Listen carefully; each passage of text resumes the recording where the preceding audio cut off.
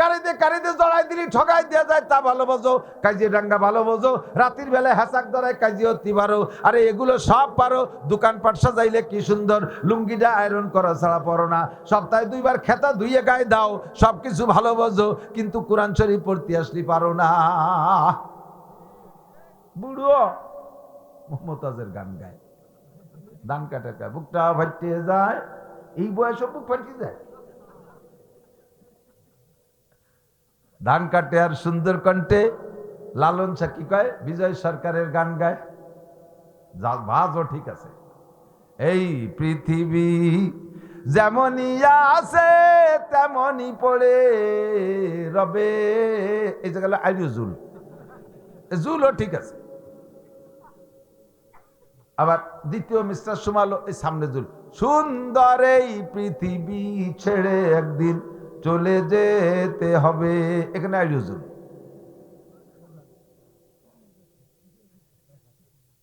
এগুলো পারো, কোরআন শরীফ কেন পারো না? বিজয় সরকারের কণ্ঠে তার কবি গান গাও, লালন গীতি গাও লালন সরকারের কণ্ঠে, রবি ঠাকুরের কণ্ঠে তার গান গাও, নজরুল গীতি নজরুল কণ্ঠে গাও, মোহাম্মদ গীতি কেন মোহাম্মদ কণ্ঠে শিখতে পারিসার কণ্ঠে কেন কোরআন পড়া শিখতে পারলে না? ফাতেমা খাদিজার কণ্ঠে কেন কোরআন শরীফ মহিলা পড়া শিখতে পারলে না? পুরুষরা কেন আবু বকর উমর উসমান আলী তালহা জুবায়ের বিলাল আম্মার সাহাবদের মতো আরবিটা পড়া শিখলে না? ইংরেজিতে এত ভালো, বাংলায় তুমি এত ভালো, অঙ্কে তুমি বিএসসি টিচার, কেন তুমি কোরআন শরীফ পড়তে আসলে বোকা?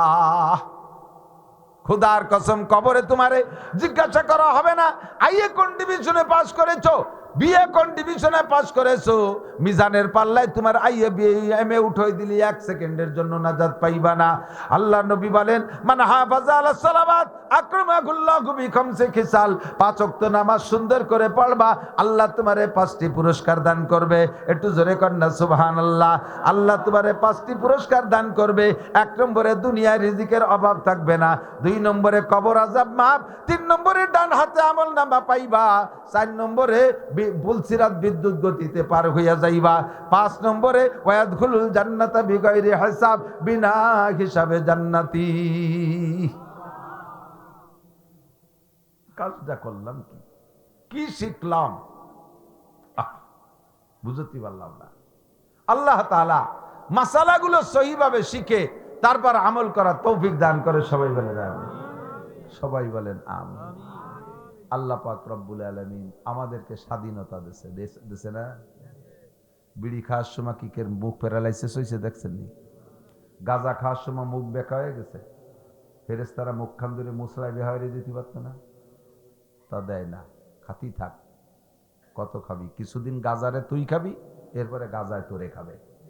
কতক্ষণ? কিছুদিন বিড়িলে তুই খাবি, এরপরে বিড়িতে তোরে খাবে, মাটিয়ে খাবে, পরান খাবে, কলজে খাবে, ফুসফুস খাবে, লাঞ্চ খাবে, হার্ট খাবে, বাল্ব খাবে, রক্ত খাবে। ঠিক? সবাই তো কাউ ঠিক, আবার খাও কে? গাঁজা খাতি মজা লাগে, যত মজা তত সাজা। হারামে তাৎক্ষণিক একটু আরাম আছে, কিন্তু স্থায়ী আরাম নাই। এক গল্প শুনেছিলাম, এক স্কুলের মাস্টার, কি বলে, এক স্কুলের একটা মেয়ে ক্লাস 9-10-এ পড়ে, খুব মেধাবী, কিন্তু নিতান্ত গরিবের মেয়ে। বাপ ভ্যান চালায় কোনো মতে, মেয়েটার পড়ার খরচ দিয়ে 5 স্কলারশিপ, আবার জেএসসিতে স্কলারশিপ, সেই স্কলারশিপের পয়সায় সে পড়ে পড়ে বড় হচ্ছে, পুরো স্কুলের মধ্যে ফার্স্ট।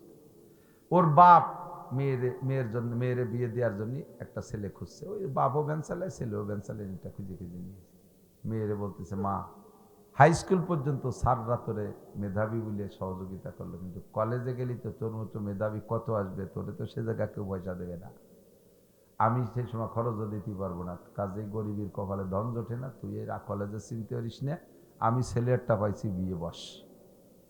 বাপে সুন্দর করে বুঝাইছে, মেয়েটা রাজি হয়েছে। আব্বার উপর দিয়ে কি বলবো, আব্বাই যদি জুমাইল মারিয়ে দেয়।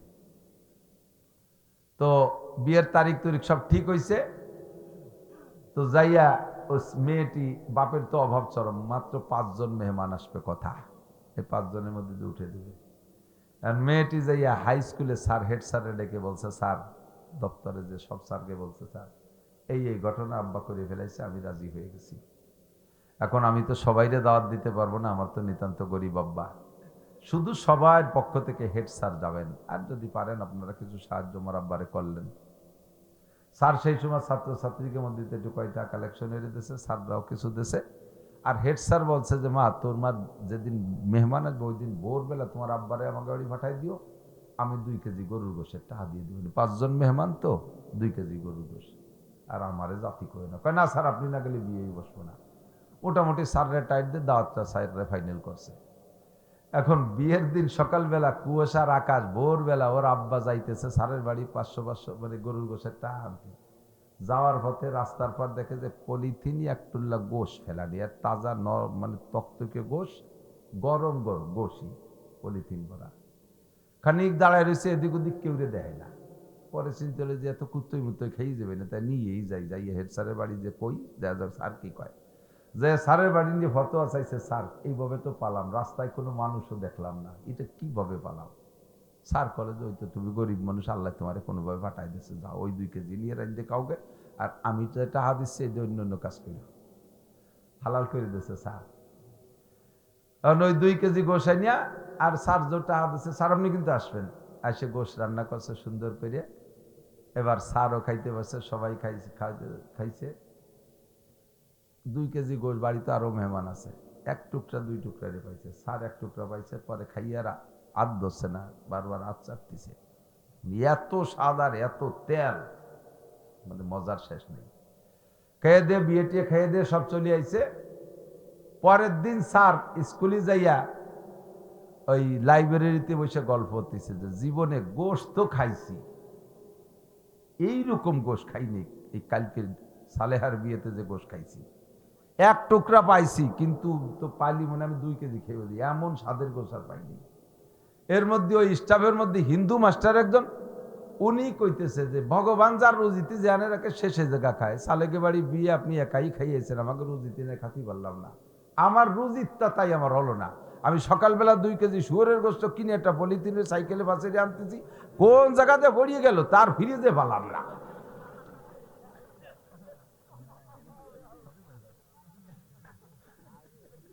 আর কি স্যারের কোন জায়গাতে পড়লো ফিরে যে একটা পালাম না। হেড স্যার আর বেদনা ভাঙ্গে তাড়াতাড়ি ঘন্টা পরে ছুটি দিয়ে খেড়ের বেলার ওই পাশে যে গলার মধ্যে আঙ্গুল ঢুইতে বমি হচ্ছে, তাকে এর বাইরে নাকি? ও যুবক, হারামে তাৎক্ষণিক একটু মজা আছে, কিন্তু পরে সাজা আছে, খুঁজে দেখো। আর একটা কথাই বলে যাই, রাস্তায় পড়া জিনিস, এতো একটার সাথে একটা এসে গেল, রাস্তায় পড়া জিনিস কখনো খাবেন না, নেবেন না, ধরবেনই না, আপনার না। বহুত বুড়ো বুড়ো মানুষও পাইলে এমনি 5-10 টাকা ফেলানো থাকলি ডাক দেয়, কার টাকা পড়ছে দেখো, যদি 1000 নোট দেয় দই দিই, এই কেবল নামাজ ছড়ি বাড়িছে, এদিক ওদিক তাকাইয়ে ধরে পকেটে ঢুয়ানো সারা 1000 টাকায় 10,000 টাকা নিয়ে বার হয়ে যাবে। রোগে খাবে, শোকে খাবে, মামলায় খাবে, ক্ষেতের থেকে আল্লাহ বৃষ্টি দিয়ে পিএস পচাই দিয়ে হইতে আদায় করে নেবে, সাঙ্গে রাখা পিএস পচাই দিয়ে আদায় করে নেবে। কোন জায়গা 10,000 1000 খাইছে হিসেব করে দেখো, তলে আড্ডে দেখো। মহিলারা বাচ্চা কাচ্চা পোলা পান রাস্তাঘাটে কিছু পায়, বড়ই পায়, আম পায়, যা পায় নিয়ে মার কাছে দেয়, মা নিজেও একটু খায়, ওকে একটু খায়, এই করে এই ছেলে মেয়েগুলো হাত নষ্ট করতেছেন। আজকে সে বড়ই আনবে, আপনি রিসিভ করছেন, কালকে সে আম আনবে, রিসিভ করলেন, পরের দিন আর একজনের কাছে পেঁপে বাড়িয়ে নিয়ে আসবে, রিসিভ করছেন। ও চিন্তা হচ্ছে জানি তোমার মা তো খুশিই খায়, মা ও খায় আমারও দেয়, তাহলে এটাও আর নাই না। পরের দিন যে পরের কাছে নারকেল বাড়ি আনবে, সেটাও খাইছেন, বাস ওর হাত বাড়িয়ে গেছে। এরপরে পরের মুরগি চুরিয়ে নিয়েছে, খাইছেন, হাত বাড়িয়ে গেছে। পরে ছাগল একটা চুরিয়ে নিয়েছে, সেটাও খাইছেন বেশি কিনে, ও চোরা শুরু হয়ে গেছে। এরপরে পরের গরু চুরিয়ে নিয়ে এসে ধরা খাইছে। এবার আমের সাথে সালাও যাবে, গুড় সাথে নুড়ুও যাবে, গুষ্টি শুদ্ধ ধরে জেলে ডুবে দেবে। একদিন যা খাইছে বাইরে কোন কোন জায়গায় দিয়ে ঢুকছে। ততক্ষণ ছেলে মেয়ের এই স্বভাব করবেন না। কিছু আনলে এই করতে কানছে সে কেড়ে ফেলা। আমার একটু একটা মাইয়ে 3 বছর 2 বছর হয়েছে বয়স, 3 বছর এখন না রে, এখন তো 10 বছর হয়েছে। এই 3 বছরের সময় কত, এই 3 বছরের মাইয়ে আমার বাড়ির পাশে আমার চাচতো ভাইয়ের গাছের আম রাস্তায় পড়ছে, পাকা একটু আম। ও আমরা কেউ নাই, ও বাড়িতে বেরোয় আম পাইছে, আমটা নিয়ে ওর কাকিরে দিতে গেছে, কাকি এটা আপনাদের গাছের আম। অটুক মানুষ যদি একটা আম নিয়ে দেয় তা কি মহিলারা রাখবে? আমু তুমি নিয়ে যাও, তুমি নিয়ে, কারণ আমার কাছে অনেক আম আছে, এটা আপনার গাছের। উনি রাখবে না আর ও আনবে না, উঠোনে ফেলাই দিয়ে চলে গেছে। ও জানে যে এটা বাড়ি নিলি পর আম্মু রিসিভ করবে না। লাখ টাকা ফতে ফেলা নিয়ে পাইলেও ইনশাল্লাহ আমার ছেলে মেয়ে দত্তরা ট্রেনিং করান, এটা ট্রেনিং করান। এইগুলো খাবেন কেন খাবেন বলি না কিসা। আমাকে ফুকরোতে যাওয়ার সময় তারাই ফুকরো পড়াই, সে সময় বিশ্বরোডকে বলেছে এক তেল তেলে 2-3 দিন পানি ঢেলে দিয়েছে। ভ্যানে উঠছি, ভ্যান আলা ওই 4-5 বছর তো ভাঙ্গাচুরা ছিল, এমন চাল আসছে নতুন রাস্তা, আসতে চালা কতদূর 5টা বছর চালাতে পারি দিয়া, একটু চালাতে দেন, কাজা কাপড় আদায় দিলে চালাবে। আল্লাহ, আমি কই যদি ব্রেক করা লাগে 3-4 কিলো হাসপাতাল পর্যন্ত কিচ্ছু নেই, একটা মাসিও নাই রাস্তা, ব্রেক করবো কে? এ বলতে না বলতে ব্রেক করে ফেলেছে, এমন হার্ড ব্রেক দাঁড়াই গেছে। লাইফ দিয়ে নামে পিছনে যে রাস্তার পর সৌমাইরে কি জন্য ধরে পকেটে থুয়ে এবার ভ্যান ঠেলে চলে না। আমি চালা আরে হুজুর হবে না স্কিল, দাঁড়ান আপনারা আর একখান ভ্যান ঠিক করে দিচ্ছে না, তোর কানে যাবো চালা। এই মরণে ব্রেক করলে কি হয়েছে? ব্রেক ভাঙ্গে চাকার মধ্যে ঢুকে গেছে। এই ব্রেকটা করলি কে? দৌড়ই নামলি যে দৌড়লি, কি দৌড়লি? কয় না হুজুর শোনার দরকার নেই। কয় যে 10টা টাকা ফেলানো চিন্তা করলাম কেউ না কেউ তো নিবি নি, এই ছাতা আনতি যে আমার 300 টাকা যাবে আজকে। ঢুকছে 10 টাকা বেড়ে গেছে, এসে উড়োই দিয়ে না, পিছনে আজ দিয়ে দেখেন। জীবনে যত অর্থনৈতিক দণ্ডি আপনার কাছে খুঁজে দেখেন, তলে আজ দিয়ে দেখেন কোনো না কোন মাই আছে আপনার। কেন আমার হালাল টাকা এ জায়গা যাবে, আমার হালাল টাকা ওখানে যাবে না, আমার হালাল টাকা কেউ মার দিতে পারবে না। নিশ্চয় আপনি কোন জায়গায় 1 টাকা খাইছেন, এই জন্য 100 টাকা চলে গেল। কে 1000 খাইছেন, চলে গেল। এই যে দেশের নেতারা জম্মের খাইছে, এখন খাও। আরো কতজন খাইয়ে যাইয়া পলাই টলাই ঘুরিয়ে গেড়িয়ে আইসো, চিন্তিত বাকি নাই। কোন চাষি বা কম, সিন্দি খাওয়ার জম। সব দলে আছে, কতক্ষণ আছে না নাই? এক দলরে খালি পাইকারি ধরে গালি দিয়ে লাভ নাই, চিনি সবাই। সাবধান, হারাম খাবা এই উগ্রাণু লাগবে। যে পরিমাণ খাবা, মানুষে এত কটা ভাত খায় পেটের মধ্যে মোড় দিয়ে বমি অলিভারা তার চেয়ে 3 গুণ বেরিয়ে। কতক্ষণ যা খায় তার চেয়ে বেশি বেরোয় কিনা, তার চেয়ে বেশি বেরোয় যায়। আগে যে খাওয়াতেও সাথে সাথে বেরোয় চলে যায়। এই জন্য হালাল খাবো, হারাম পরিহার করবো। রাজি আছেন তো? কি যেন কইতে কইতে দূরে সরে চলে আসছি। ইত্তাকিল মাহারিমা তাকুন আবাদান নাস। যত হারাম আছে ছেড়ে দাও, তাহলে তুমি সবচাইতে বড় ধনী হতে পারবা। এক একটা মাসআলার দাম 60 বছর নফল নামাজ ও রোজার চাইতে বেশি। মাজলিসু ফিকিন খায়রুম মিন ইবাদাতি 60 সানা। আমাকে আপনাকে আল্লাহ পাক স্বাধীনতা দিয়েছে, দেশে কি দেয় নাই? ওইখান থেকে চলে আসছি। যে অন্যায় করবা তাৎক্ষণিকভাবে আল্লাহ অ্যারেস্ট করে না, আল্লাহ সুযোগ দেয়। ফামাহিলিল কাফিরিনা আমহিলহুম রুয়াইদা। ছেড়ে দাও, সুযোগ দাও, কত উপরে উঠতে পারে উঠুক। এই স্টেজ থেকে যদি কেউ গড়াইয়া পড়ে, একটু ব্যথা পাবে, তবে মরবে না। কতক্ষণ? স্টেজ থেকে গড়াই পড়লে, বুড়ো মানুষও যদি পড়ে তাহলে ব্যথা পাবে, কিন্তু মরবে না। 200 হাত উপরে নিয়ে যদি ছেড়ে দেয়, মেরে দেয় নিচের দিক, তাহলে মোর থেকে নিচে পর্যন্ত আসা লাগবে। 200 হাত উপরে যদি ছাড়িয়ে দেয়, মেরিয়ে দেয়, আছাড় দেয়, তাহলে অর্ধেক পথে মরি যাবে, বাহিটুক পড়বে পাও। যত উপরে উঠানো যায় আষাঢ়ে তত জোর বেশি হয়।